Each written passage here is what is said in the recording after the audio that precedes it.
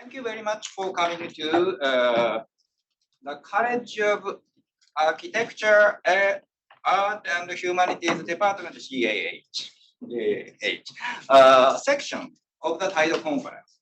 My name is Satomi Saito. I'm a college representative for Rutland Institute of Ethics. And Rutland Institute of Ethics having annual conference about ethics. Some of the topics we can't discuss in class, but equally important outside of class. And each college pick a speaker and discuss, not just learning from the speaker, discuss with student, having opportunity to discussing those things we can't discuss in class, but equally important in your everyday life. And today we have great speaker from Washington, D.C., Dr. Eric Williams. And let me just briefly introduce Dr. Williams. Dr. Williams holds a Master of Arts degree in Theological Studies from the McCormick Theological Seminary, the Master of Divinity degree from Duke University, and a PhD in Religious Studies from the University of Edinburgh. Dr. Williams is also an ordained minister of the Church of God in Christ. Dr. Williams has taught religion, history, and African American studies at several institutions, including Western Theological Seminary, Ashland Theological Seminary, Iowa State University, Shaw University, Virginia Union University, Boston College, and Harvard University. Dr. Williams currently serves as the curator of religion from the Curator of Religion for the Smithsonian National Museum of African American History and Culture in Washington, D.C. And Dr. Williams' current research examines the meaning of religion within African American history and culture and the role and influences of African religions within the Atlantic world. Today, Dr. Williams will give us a talk titled, Lord, How Comes Me Here? African American Religion, Literacy, and the Quest for Moral Agency. And we'll have a moderator. He will give a talk. Dr. Williams will give a talk. And after that, we'll have Q&A sessions. And we would like to have more Q&A sessions in order not just to, Dr. Williams to lecture about religions. He would like to talk to you in terms of those things. Professors may not want to discuss in class. So please stay here after his speech. And our own director for Rutland Institute for Ethics, Dr. William McCoy, will kindly do moderation to get questions and moderate your discussions. Without further ado, let's give a warm welcome to Dr. Williams.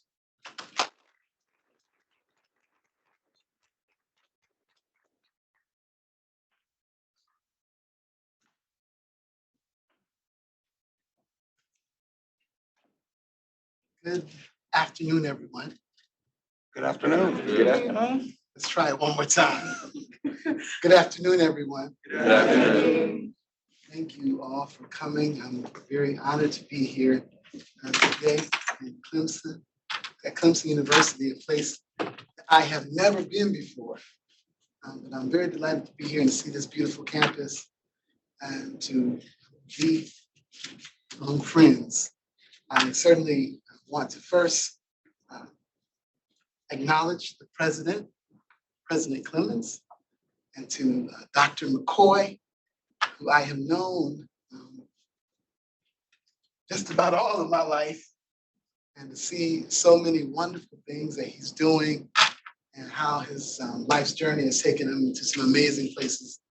And to meet the professors that I met today, I'm very delighted to be here. As you mentioned, I'm the curator of religion at the Smithsonian National Museum of African American History and Culture in Washington. And I am going to talk today about some of the artifacts actually that we have in our museum, but also some things that I've encountered in my kind of moving around as it relates to uh,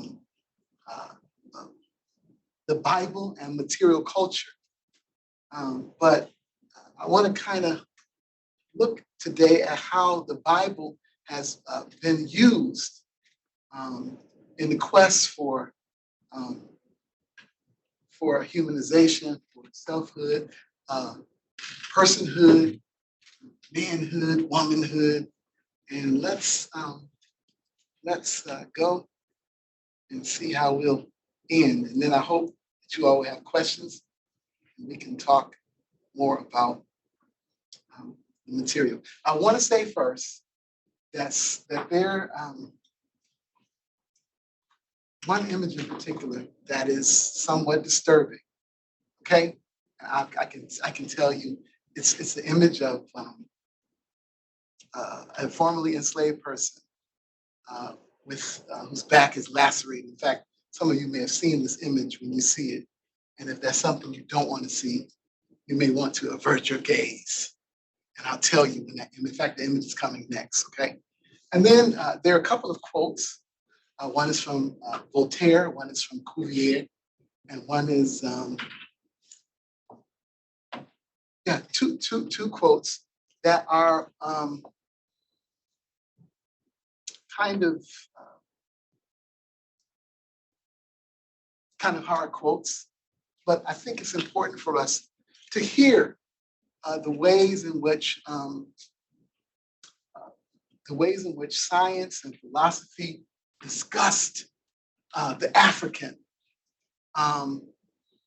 theology, the way they discuss Africans, because it helps us to kind of see what the struggle was all about, the struggle for personhood.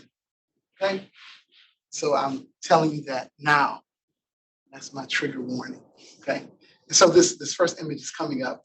When I say next slide, that's the difficult image. So avert your gaze and let's move forward. Okay, I'm really happy that all of you are here, and I'm excited. Okay, here we go. Okay, this is the difficult image. First slide, please.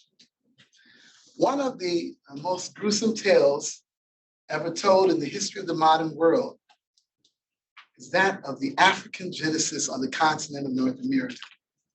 It was in Virginia, 1619, within the bowels of the hell of what would soon become North American slavery, that the Black body became listed among the premier sites and subjects of violence in the so-called New World. And I always talk about the New World as being so-called because it was certainly not new to the people who had already inhabited the land. Okay. In addition to the sheer brutality of the physical violence visited upon the Africans, the lynchings, the maimings, the beatings, the murders, and rapes, laboring amidst the torrid heat, the enslaved were trajected into a state of natal alienation and social death. Now, I want to say a word about this difficult image, and I'm going to change it in just a moment. But this is actually an image of a formerly enslaved person from Louisiana by the name of Gordon, was his name. But because of this image, which became a postcard that was sent all around the world even to raise consciousness about the evils of slavery, they called this, because of the lacerations on his back, they called it Whip Peter. They called him Whip Peter. This quote was unnamed journalist said this about the power of this image, that this card photograph should be multiplied by 100,000 and scattered over the states. It tells a story in a way that even Miss Harriet Beecher Stowe cannot approach, because it tells the story to the eye. Really curious notion that it tells the story to the eye. So it's another kind of way of knowing, another entry, as it were. The next slide, please. Which is an image of an auction block that is actually housed at the Smithsonian Museum that was taken from in front of the courthouse in Hagerstown, Maryland. And I use this image because I wanted to talk with you about this notion that comes to us from this Harvard University sociologist by the name of Orlando Patterson in a very interesting book that he calls Slavery and Social Death. And in his book, he talks about this notion of what he calls natal alienation, which simply the parent being separate, the child being separated from the parent. Okay? Which, in the case of the Africans, being torn from their past, brought to the so-called new world to have their children sold on auction blocks. They're cut off on both sides. No past, no future. So Patterson said that this kind of radical state of aloneness calls it a form of death, social death. And I think the auction block is symbolic of that kind of reality. With their dark bodies being broken through the unrestrained violence of their oppressors, having been torn from their past and stripped of the possibility of hope for the future, the enslaved found themselves in a profound religious crisis, being forced to mourn what the American religious historian Albert Raboteau has called the death of the gods of their native Africa. Raboteau, Princeton University historian, in this notion of the death of the gods, he's talking about the religious systems that held them. That word religare, to bind or to hold, is where we get the word religion from. That those systems that held them, that bound them, that kept them together, are now gone because they're torn from the past. The people who administered the ritual practices of their religious traditions are gone. The communities, the things that the places they went, the holy sites, the sacred spaces are now gone. And so these Africans now in this so-called new world, they're in flux. What is more, to further compound the existential absurdity in which the oppressed Africans found themselves, the Africans were forced to live with, as one scholar notes, quote, the terror and frustration of day-to-day existence in a world in which the oppressor was identified as Christian. Primary people that oppressed them were the ones who claimed to be the followers of the meek and lowly Jesus. Okay, so how is that for a welcome? The ones who are visiting the violence upon you are telling you that we have divine sanction to treat you in this way. Over and against the possibility of salvation offered to them in the world to come by their so-called Christian slave masters, the enslaved would need a holistic redemption. They would need salvation, both from the slavery of sin, but also salvation from the sin of American slavery. Next slide, please. During the days of African enslavement in North America, in the realms of theology, philosophy, and science, each discipline sought to remove or degrade the African from the human family, all in the name of enlightenment, human progress, and racial superiority. Okay? And here we see this notion, 3/5. We know about that 3/5 compromise. But this is the sheer idea that Africans aren't counted as others were counted in the early American project. Next slide, please. Now, these are the two hard quotes, and I'll read them. But this is one of the quotes comes from George Cuvier, who was the father or one of the fathers of modern comparative anatomy. Okay, so this is high science.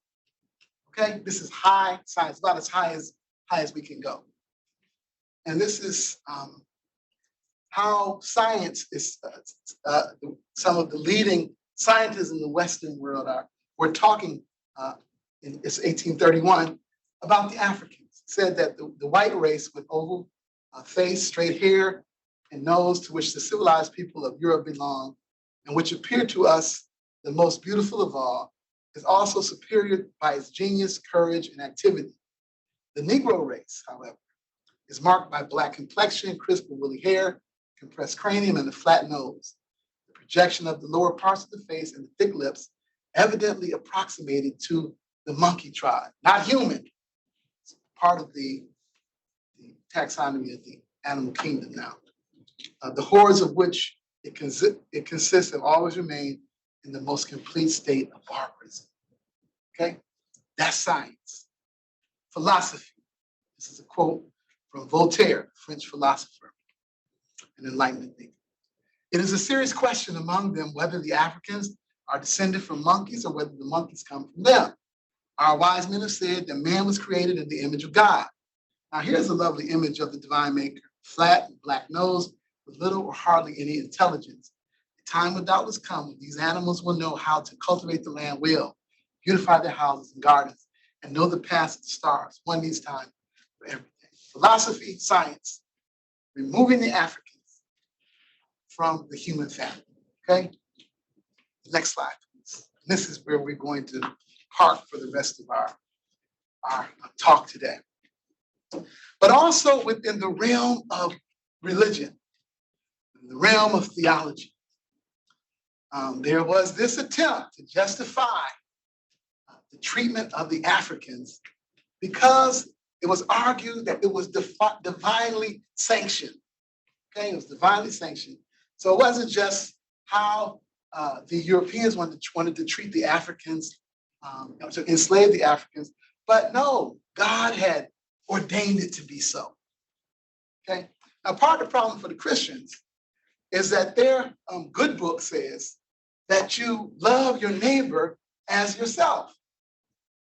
So how can you justify the treatment of a neighbor with violence and rape and maiming? You have to, what I call, deneighborize them by moving them out of the human neighborhood. And so what they used, there was a scriptural basis that they used that comes from the book of Genesis that they call the curse of Ham. And it's taken from Genesis chapter 9, and it says, and Shem and Japheth took a garment and laid it upon both their shoulders and went backward and covered the nakedness of their father. So Noah is in a tent, and he's having a good time. He gets drunk, right? His boys see him, and they say, okay, we can't let our dad be out there like that. Let's dignify him, let's cover him. And so two boys go in, they go backwards because their father is so drunk, no clothes on. But here comes the third son. I said, no, let's go in here like this. And so the story goes on. I'm going to read the rest of the text.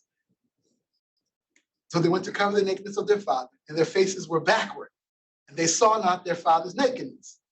And Noah awoke from his wine and knew what his younger son had done unto him. And he said, cursed be Canaan, a servant of servants shall he be unto his brethren. That's it. And that's the key right there for slavery. That if Noah has cursed his son, cursed one son, and said that this son will serve the other two sons, that's what we need from God. We need this from God to justify how we're going to treat the Africans. Now we can work for them. We can get them to work for us. We don't have to pay them. We could even deny them baptism. Because if they're not human, then, we get a pass on it. Okay, here we go. So the Bible becomes a flashpoint for all things around enslavement as it relates to Christians. Okay, and of course, it was not that easy for some Christians. Some felt that, I don't think that God meant that. And others were like, okay, yeah, I think God is cool with it. So let's be cool with it. Next slide, please.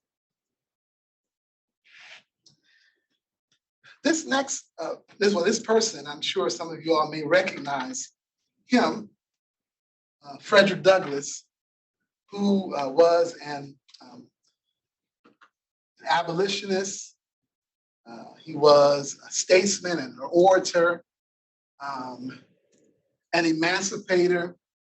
But his story is also like so many other enslaved persons, because reading was a problem. He was denied the opportunity to read, and his eyes were open about the power of literacy while he was living in Baltimore with the Auld family. The family that owned him had relatives that they allowed him to go and to work for the relatives. While they go to work for the Auld families, Hugh and Sophia Auld, one day Sophia decides that she's going to teach him how to read. You know, reading is good, right? Reading is fundamental. Let's teach Freddie how to read. Here we go. She tries to read, teach him how to read, and the husband goes bananas. He loses it. How dare you try to teach him how to read? That's the wrong thing. That's how you you'll mess up the enslaved persons. This is Douglass reflecting on it in his narrative of the life of Frederick Douglass, an American slave. This is 1845. So he's summarizing this episode when he's chastised. He goes on to say that this is the very first anti-slavery speech, the first pro-slavery speech that he ever heard. This is what the Mr. Auld said. If you teach him how to read, there will be no need, I'm sorry. If you teach him how to read, there will be no keeping him. It will forever unfit him to be a slave. He would at once become unmanageable and of no value to his master. As for himself, it could do him no good, but a great deal of harm. It would make him discontented and unhappy. Now, this is what Fredericks had to say about that. These words sank deep into my heart, stirred up sentiments within that lay slumbering, and called into existence an entirely new train of thought. It was a new and special revelation, explaining dark and mysterious things with which my youthful understanding has struggled, but struggled in vain. I now understood what had been to me a most perplexing difficulty, to wit, the white man's power to enslave the black man. This literacy thing must be pretty dangerous if it would make not even the person that owns me, his cousin would make him so mad, because there must be something to this literacy. And we know, and we'll talk about later in the talk, that literacy for Africans was, it even became illegal to teach Africans, like legit against the law. That's one person. The next slide, please.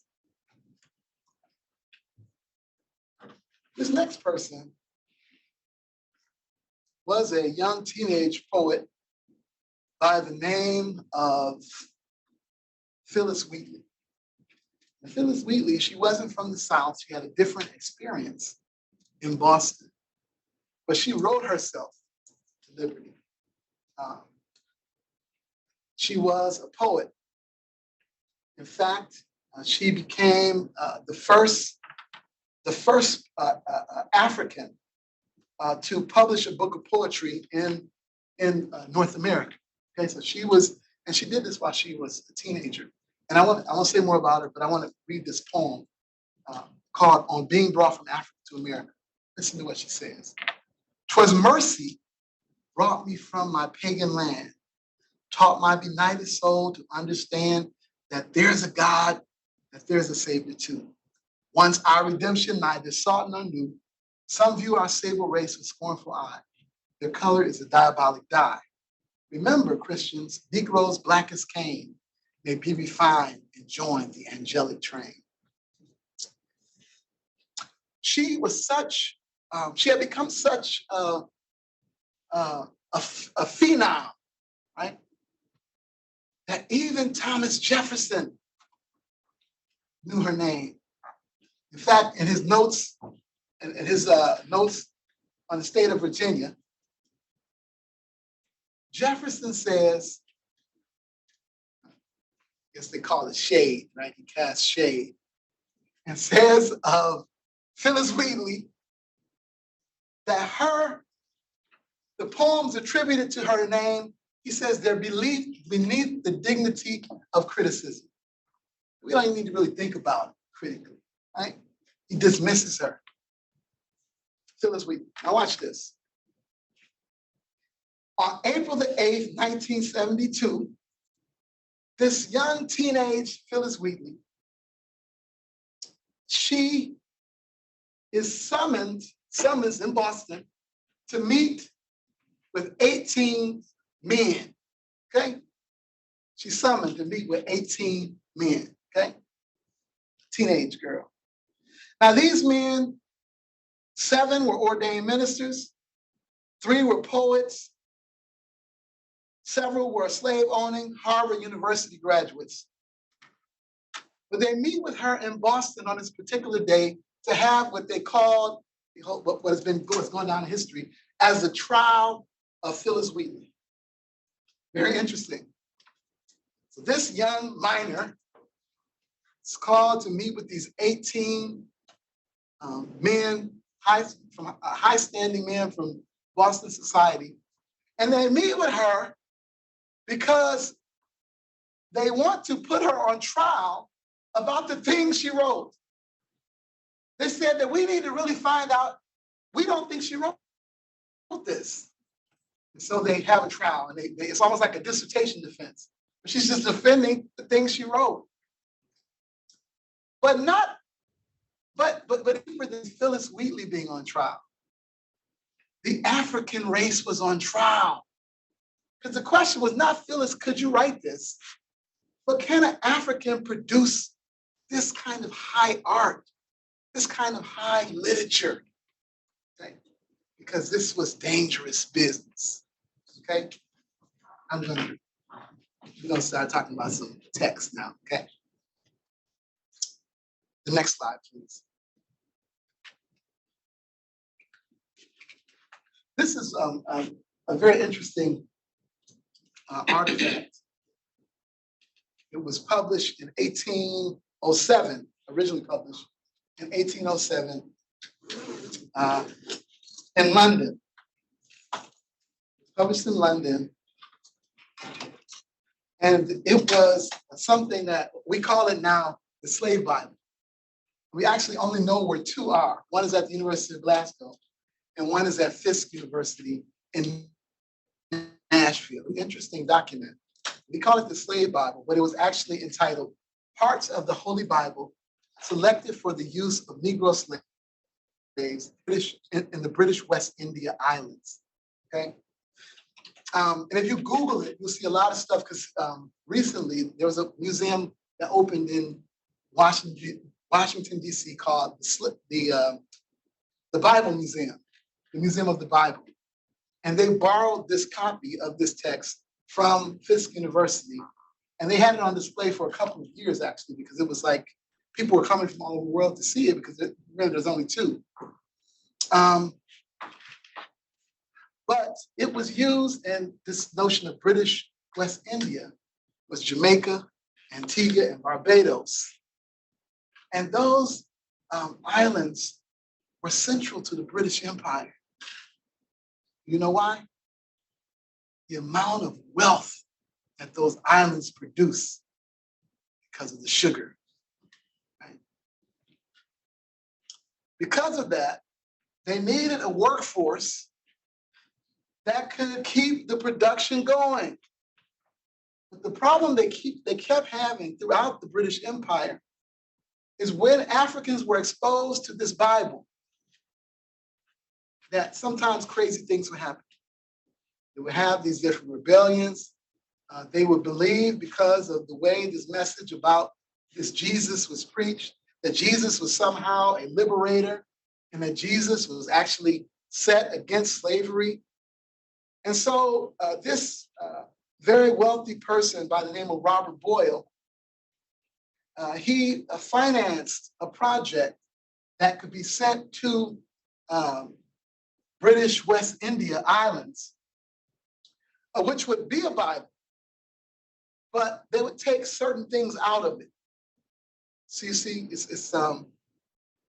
they would take what they thought were the kind of revolutionary passages out of it because they didn't want to unsettle the enslaved persons. Okay, and so in fact, there are 1,189 chapters in the Protestant Bible. This Bible contains only 232. So about 90% of the Old Testament is missing, and about 50% of the New Testament is missing. Removed from this Bible were passages like Jeremiah 22:13, woe unto him that buildeth his house by unrighteousness, and his chambers by wrong, that useth his neighbor's service without wages, and giveth him not for his work. That's not good news in the British West India Islands.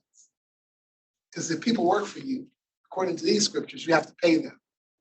But that wasn't happening. Other scriptures that were taken from it, extracted from it, Exodus 21:16, and he that stealeth a man and selleth him, if he be found in his hand, he shall surely be put to death. That's not a good news text if you're harboring enslaved persons. Okay, that's bad news. But the kind of text that were left in is this one. Here's one. Ephesians 6:5. Servants, be obedient to them that are your masters, according to the flesh, with fear and trembling and singleness of your heart, as unto Christ. Okay. So this text was, there's a Sri Lankan Bible scholar. He's actually one of my professors. His name is R.S. Sugitharajan. We call him Sugi. Okay. Sugi, he did a lot of work on the Bible and post-colonialism. And what he said about the Bible, he made us all upset, right? He said it. He said that the Bible is nothing more than an oppressive English document. I didn't like him to say that. But this book, the way in which these texts, these liberatory texts are removed, I said, I can give it that. This is an oppressive English document. Next slide, please. This is a very interesting Bible that's actually on display at the Smithsonian Museum. And it's the Bible of a formerly enslaved person by the name of Nat Turner. Anybody ever heard of the Nat Turner Rebellion? In the state of Virginia, they had a lot of problems in that state. And one of the problems that they had is all of these enslaved persons they had, that when they would come together to worship, pray and sing, and someone would read the scripture to them, that they would become revolutionized. And so we have all of these events in the state of Virginia where you have enslaved persons rising up against the system. In fact, there was a really huge one in 1800 by a man by the name of Gabriel Prosser, who was also a religious leader in his community. But he got up and he started a kind of what was called a rebellion or insurrection. And so it became so dangerous in the state of Virginia around these religious gatherings that they wrote it into law that it's illegal for Africans to preach.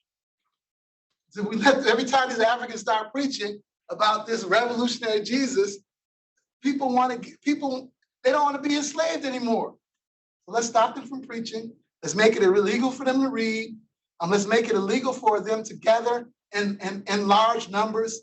So they were doing all these things for social control. But this Bible was very dangerous. Nat Turner in 1830, he led a rebellion because he was felt inspired by the scriptures that God was against this system of slavery. And he felt that God told him that it was time. And he had these visions. He was given these visions and revelations. And he started seeing blood on the agriculture. And he took that to mean that God is saying that all of these people that are trying to hold us here, church, let's go get him. And he went on a killing spree. In fact, this is something that came out of a publication around the time about the horrid massacre in Virginia. Nat Turner's rebellion in Virginia, they killed 55 to 65 people, men, women, and children. They killed everybody that they could until he was captured. And his body was, he was hanged, his body was mutilated. There's also these stories about what they did with his skin. If you Google it, you'll see Nat Turner rebellion. It's really wild stuff. Some of the stuff is kind of wild. You know, sometimes we see wild things, and this is definitely one of them. But what's interesting about this rebellion is his Bible is actually it was on his person when they arrested him. It ended up in the Southampton County Court. The court burned down. They gave the Bible to a family who had lost a number of people in the insurrection, and a family member had the Bible in their possession. And when the African American Museum opened in Washington, they said that, you know, this story is larger than us, and we need to find a place for the Bible where this story can be told, because it points to so much that was wrong with society at the time. And so the Bible is in our museum. Next slide, please.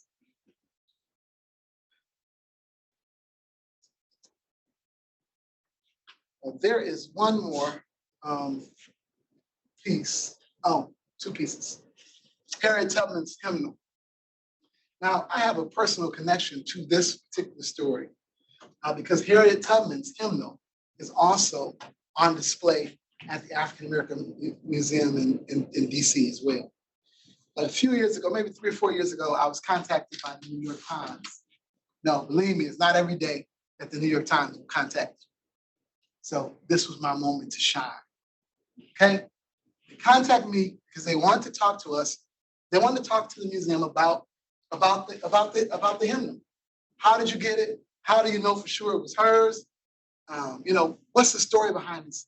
How did it end up in your museum? So we go through all of the issues called provenance, establish this is how we got it, this is how we know.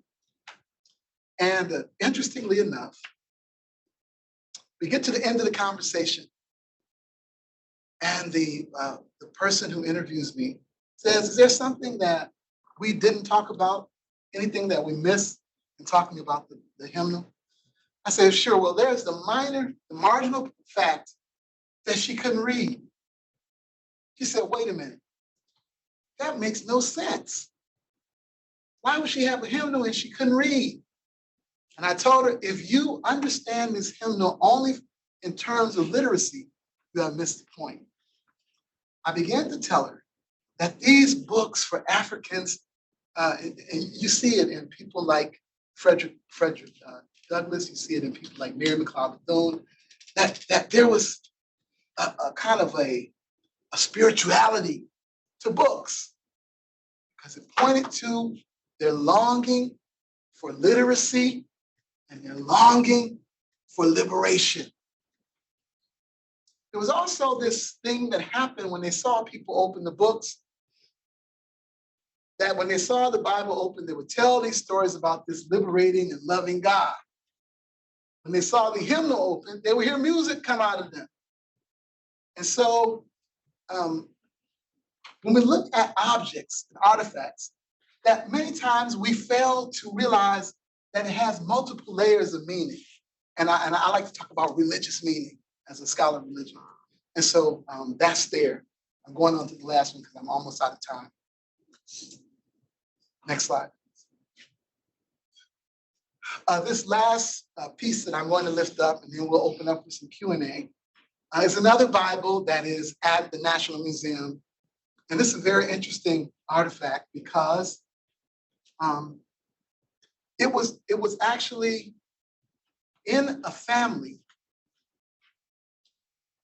for 4 generations within slavery.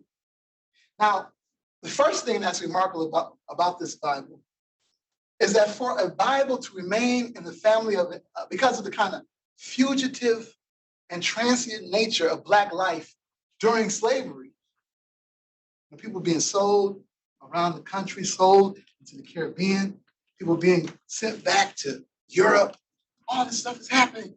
But yet this family maintained this Bible within their family. That's number one. Number two, and we can see it on the left side, that the person who very early within slavery, they were able to read and write. And they kept records of marriage, birth, and death dates within the Bible, which some of you may, if you know African-American families, they still do that. They still write marriage dates and that kind of thing. But the reason why I am so impressed by this story is because, during slavery, the Africans, they didn't go to hospitals to have babies. They had midwives and other women who would help them to bring the children in, right? And so in a context where Blacks were rendered as non-beings, to be able to write the name of a person that is born within that kind of context into the Bible, which is the book of life for many African-American Christians, you're writing a person into the historical record. You're acknowledging their existence in a world that does not acknowledge their humanity. I think that's really powerful. And so there is a sense in which this Bible is also, in a very particular sense for many African and African-American Christians, connected in some way to the person of Jesus Christ and to God. And so to recognize that if no one else sees them, if no one else knows them, God sees them. And their humanity is acknowledged, their lives are affirmed. And so I think that this is really another way in which the Bible was used to combat all of the non-being and the violence and the negation and the invisibility, the namelessness, and the what do you call that? Something I'm searching for, and it's not coming. But here you have it. This is the way in which this text has functioned, both in terms of literacy, both in terms of revelation and revolution, and acknowledging humanity and acknowledging life of people who are rendered as non-beings. I'm going to stop there, and I believe that Dr. McCoy is going to field the questions, and I'm happy to talk with you further about what I've done. Thank you very much for great speech. Actually, for my student, this is a kind of spoiler, but we are going to discuss about Japanese economic growth in 1980s. And during that time, there were quite interesting discourses about, Japanese people, they are not human beings. They are like insects. They are like ants. They are like bees. They do collectively work, and they are not the individuals. So that's the reason they are better than us to create certain things. So it's not just, something in the past. This is something maybe still going on. So you should have various questions you'd like to ask to Dr. Williams. So please enter discussions. And happily, we have the director of the institute and Dr. McCoy will moderate discussions. Please. Thank you. Do any of you have any immediate questions that come to mind? While you're thinking about some questions, Dr. Williams, would you go into a little bit more detail? Because I know you were trying to stay within a particular time, but you talked about hearing when they opened books, they heard things. Okay. Could you talk just a little bit more in detail about that? So what you are referring to is what's called in the scholarship, the trope of the talking book. And there was this sense that with this Bible, God could speak to you. In numerous stories of enslaved Africans, we see this, that when the enslavers are away, they would go and get the Bible and they would hold it up to their ear because they wanted to see if God would talk to them. And there are many stories about Africans that learn how to read through doing these kinds of practices. And so that's what you were referring to, the trope we're talking about. Okay, That's other your question? Wait, you go. I'm not even a part of this class, but I still would love to ask a question about like classism, because I feel like often, I mean, like racism is bad, right? But the way they twisted racism and the way they twisted the Bible, that was a profit incentive, and that's how they kept people controlled, and that's how the wealthy had power. Could you explain more? Oh, yeah, so slavery, it was economic. Now, it was justified in many kinds of ways, but don't get it. There was a lot of money to be made in slavery. You had free labor. You imagine, just imagine right now, if you had a team of people who went to work for you, just think about how much money they could make. And so it was justified in many ways, in many businesses, many insurance companies, many banks, many families profited from slavery. Ira Berlin talks about there being Yale University scholar, two kinds of societies. He said there were societies with slaves, which meant that slavery was just part of all the stuff that happened in these societies. You had people who made shoes, you had people who built houses, you had people who made clothes, and then you had people who owned slaves. That's societies with slaves. But then there were what Berlin called slave societies. That slavery was not a sideshow, it was the main thing. And America was a slave society. Things got done because there were people South Carolina, wealth that was generated here with rice and slave society. Slave society. In the Caribbean, those islands, slave society. That's what we see. I think we have a question over here, and then we'll come over there. My question is real simple. There seems to be a built-in dichotomy when you follow the Bible, in that if you follow the story of the Tower of Babel, that we were split apart because we worked together, we would do evil. But then because we were split apart, it has created all this evil, which I have been contemplating with that. But something you said earlier, I want to just also, as you think about that, they made laws against African Americans learning to read and write, and the justification was they didn't have the intellectual capacity to read and write. And I always tell my students that the fact that they made those laws was proof that they never believed those things, because if I thought I was the fastest guy in the world, I wouldn't make a law saying nobody could race me. It just didn't make sense. And so can you talk a little bit about that and how they were trying to prove something that was just. Yeah, again, it's just excuses, just reasons that are given so someone can win and someone can lose. The one that gets me more than anything, this is the one that really gets me, and sometimes I say this, right, is when I remember I was at a museums conference. It was really interesting, and they were giving a lecture on, I think there's so much, I forget who they were talking about, but they were just trying to make excuses for these enslavers not knowing that these people, that these Africans were human, right? But they're having babies by them.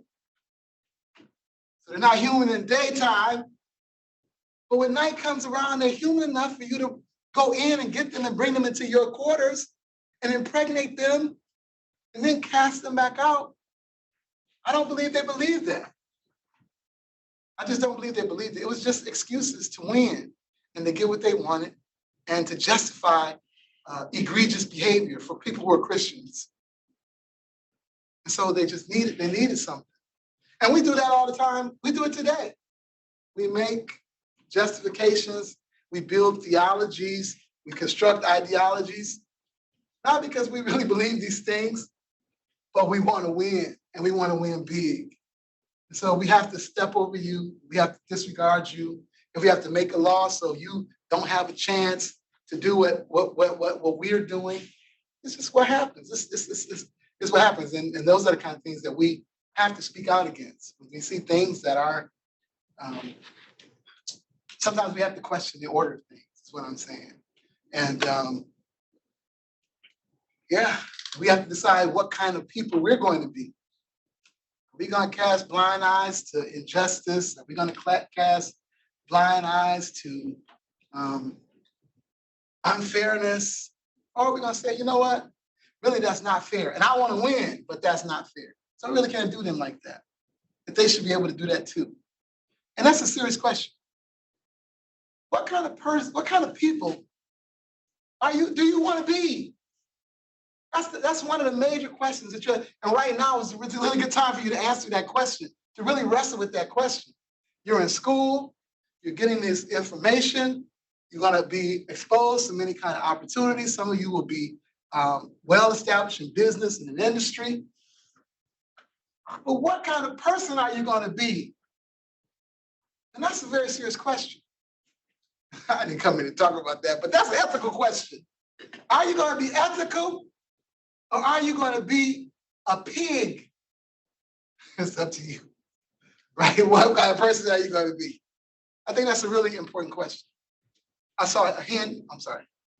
Right over here. Okay, so you were talking about how the Collins Family Bible kept down like record keeping to use as like affirmation. Was there any other type of keeping, like any stories or anything else that was written down? No. I don't know what else is in the marginalia, but I do know these names were kept. So this family can go back in 4 generations, which is highly, that's remarkable. It's for an enslaved, a family that descended from enslaved Africans to be able to go to a Bible because they had a literate great-great-great-great-grandfather is amazing. That's an amazing thing, and it's not common. And so I don't know if you know this, but for many African Americans, in certain states, it's easier, like Louisiana. If you're a family, if you could trace your lineage back to Louisiana, the way that they kept records, it was like property, it's like houses. So if you had a house, or if you own these Africans, it's easy to kind of go back. But because of, remember, this transient nature, this fugitive nature of slavery in this country, people were sold across state lines, sold back into the Caribbean, people going back and forth around this Atlantic world, what we call it now the Atlantic world. It's almost impossible to go back and to trace your genealogy back to Africa. So now people are doing the genetic testing. At least you can get a sense of approximately where your ethnic group is. But it's a gift that they have this for that family. So when you discuss the passage that about Canaan and like the justification for having slaves like in the Bible, you said like certain people didn't agree with that interpretation. Do you know if that was like a denominational difference on like who agreed with that interpretation, or if it was just an individual basis? Yeah, I think that was kind of, to be honest with you, low-hanging fruit. That we said, boom, we got it. This is, in the first book of the Bible, we got it, that someone is serving other people. So that's good. But I can tell you that there were denominations that divided over the issue of slavery. The Methodist Church divided. There were some bishops who said, now we Christians, we love Jesus, but I'm not giving up my slaves. I can't do it. And so, we talk about the United Methodist Church now. It was not always united because there were some who wanted to hold on to the people they enslaved. Others that said, God is not, that's wrong. We want the money too, but if we believe this stuff about Jesus, we can't treat people like this. And so you did have denominations that divided over that, of that very issue. Right here, right over there. Right, yeah. How do you think that the races, or do you think that there would be any difference in the racism against African Americans and Africans in general if there wasn't the Providence Center? Like, would there be any difference? I can answer that question two ways. I think that human beings are very funny people, okay? Because sometimes it's almost like, and I hate to say this, is that, if not the Africans, who else can we oppress? And so it's something about this human kind of situation that something in us that's our lower nature or something like that we always are trying to, take advantage of somebody. And we have to resist that. We're always trying to get over on somebody so we can win. Instead of just saying, you do you, I'm going to do me. And let's meet each other at the top. So I just think that the Africans became Asian. Of course, with the indigenous people of this land. The same thing. The violence, in fact, those were kind of like the founding traumas of the nation.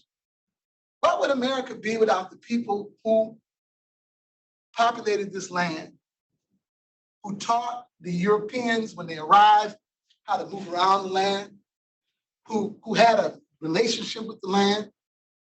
And what would it be without the Africans that came here and built a nation to their own exclusion? That it took the government to come in and say that, we have to kind of see how we can get these, after slavery ends, let's see how we can get them back into the franchise. They built the thing, but they weren't allowed to participate in it. And so now the government is saying, we got to do this, in Reconstruction. Some of you taking history, you see these attempts. So they built the schools. There's pictures of Africans that built the White House. So it's just a paradox. This nation is a paradox. Humanity is, humankind is something else. It's amazing, but it's history, and I think it's good to talk about it. I think it's good to read about it and to teach about it, so we can choose a better path. We can choose another way. We could become bigger and better than we've ever been. We can have a much more just and equitable society. All right. My question is around, we know that the Africans, before they come into America, they had their own culture and religion.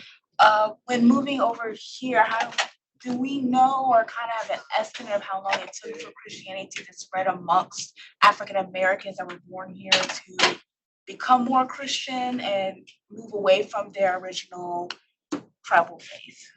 Yeah, so those are very interesting questions. There's a debate actually within the study of culture, music, religion, and it's a debate by a Northwestern University anthropologist by the name of Melville Herskovits and a Howard University sociologist by the name of E. Franklin Frazier. They call it the Frazier-Herskovits debate. And the debate concerns that very thing. E. Franklin Frazier said that because of the horrors of the Middle Passage, we didn't even talk about that, the violences that were committed against the Africans, the ways in which there's this notion called seasoning, the seasoning process, which was like a brutality to try to beat the fight out of the Africans, to beat the humanity out of them, right? He says because of those processes, when you see a person of African descent that presents itself before the New World, that they present themselves as tabula rasa, or blank slates. And that's E. Franklin Frazier. Melville Herskovitz says, wait a minute, he wrote a book called The Myth of the Negro Past.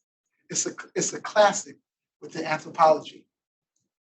And in his book, he says that it's very clear, and he says he does this hemispheric study. He goes throughout the Americas, he goes throughout the Caribbean, and he says that it's very clear that when I look at these Africans and the way in which they structure community, the way in which they relate to family, the way in which they worship, that they have what he called Africanisms or African retentions, that there are things that they retain. And so it's not that they present themselves to the so-called New World as blank slates, but no, they are very much African, and that stuff is still within them. And of course, in the area of religion, you have all of these African-derived religious traditions that use the symbols of Christianity, but yet they're actually practicing other kinds of African religious practices. So just because people are, they have crosses and stuff in their homes, it doesn't mean that they're Christian. Sometimes they're, engaged in other kind of African traditional religious practices because the symbols have become the same. Okay, that's a great question. And I would encourage you to look at that book, The Myth of the Negro Past by Melville E. Herskovitz. Any other questions? Yes, sir. Dr. Williams, do you see the church in America improving in relation to justice and flourishing? Oh, what a wonderful question. Yes and no, to be honest with you. I think we have a chance. I really do. I think we have a chance. But I think that the young people are going to have to lead the way. And they're going to have to choose otherwise. You're our only hope. When I sometimes hear the things that people say, it's like they haven't learned anything. Look at the state that our world is in, and you still want to feel like that? And so my hope is not in older people. That's why I like being, in the university. Because we have a chance. We have a chance, and you are our chances. So we're going to need you all to really choose otherwise, to create a new kind of world. We need you to do that. If you don't do it, we're in trouble. Can I count on you? Can I count on you to do it? I need you to do it. I really enjoyed being here with you all today. Thank you for your interest in this material. Thank you for staying with me. And I am, if anyone wants to talk further about religion, I'm a religion person, so I'm always promoting the religion departments everywhere I go. And we have the religion department here today. And there are courses that they offer in the department that will help you kind of look at some of these issues. And so, but I'm available to you. If you ever come to Washington, look me up. And thank you so much for your time.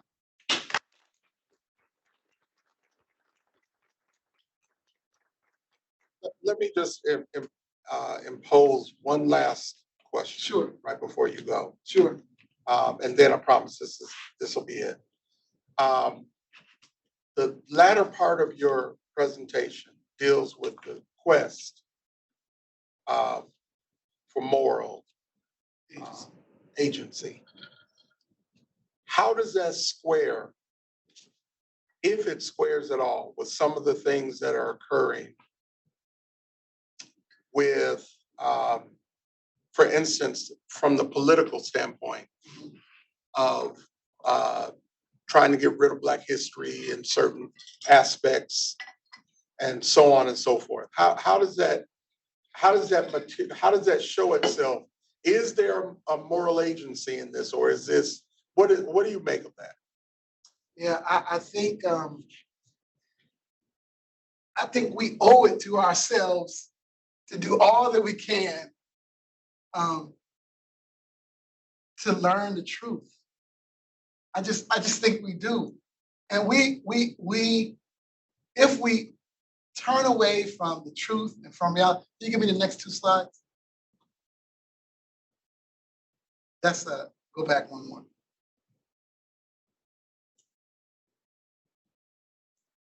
This is the contemplative court at the museum. It's really cool. Give me 2 more. Back or forward. Next one. Thank you. On this level, I always like to leave on that slide. Okay.